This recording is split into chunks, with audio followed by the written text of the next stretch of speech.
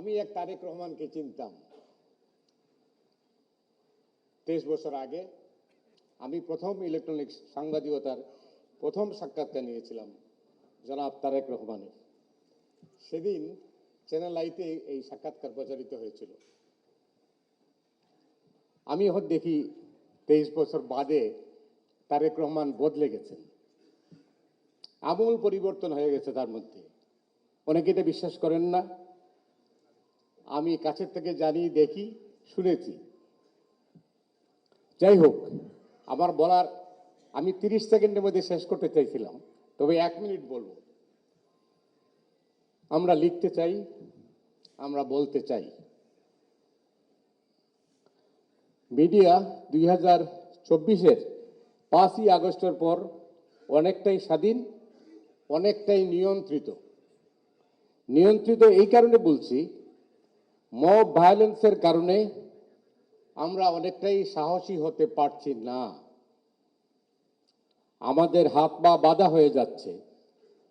Media অফিসে যখন আগুন দেয়া হয়, সংবাদপত্র অফিসে যখন আগুন দেয়া হয়, তখন কিন্তু আমার ভাবতে কষ্ট লাগে যে আমরা জাহান্নামে আছি না বেহেশতে আছি।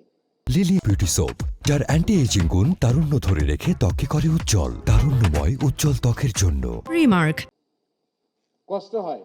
গণতন্ত্রের কথা বলি আমরা, কিন্তু আমরা এখানে ওই দলবাজি চিন্তা করি, যে দলের মধ্যে দিয়ে চিন্তা করি যে এটা কি আমাদের কাগজ না অন্যদের কাগজ নাকি আমাদের বিরোধী।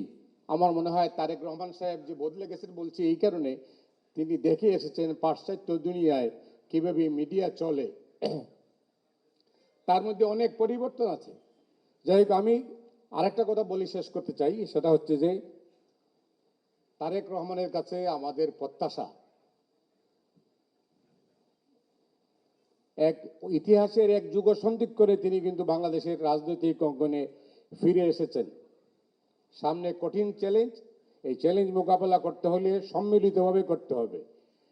দলের মধ্যে থেকে যদি করার চেষ্টা করা হয় তাহলে অতীতের মতোই কিন্তু ভুল হবে, এবং সেই ভুল থেকে আমরা আবার এমন একটা অবস্থায় চলে যাব যেখান থেকে আমাদের ফিরে আসা কঠিন হবে। আজকে বাংলাদেশ অস্তিত্ব সংকটে যেভাবে পড়ে যাচ্ছে, সেই সংকট থেকে যে উগ্রবাদ আমাদেরকে গ্রাস করার চেষ্টা করছে, সেই উগ্রবাদ থেকে দেশকে মুক্ত করতে হইলে তারেক রহমান ছাড়া এই মুহূর্তে আর কোনো বিকল্প নেই।